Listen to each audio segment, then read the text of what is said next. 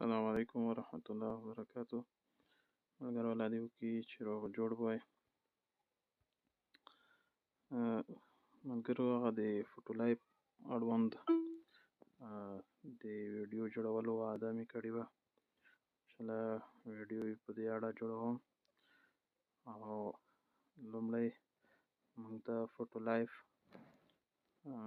دا چې کوم ده دا به موږ د پلی سټور څخه یو دوه اپلیکیشن موږ ډاونلوډ کوو.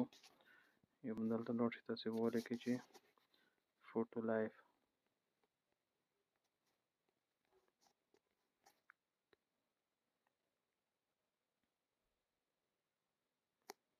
دا فوټو لایف دا به تاسې انسټال کړئ.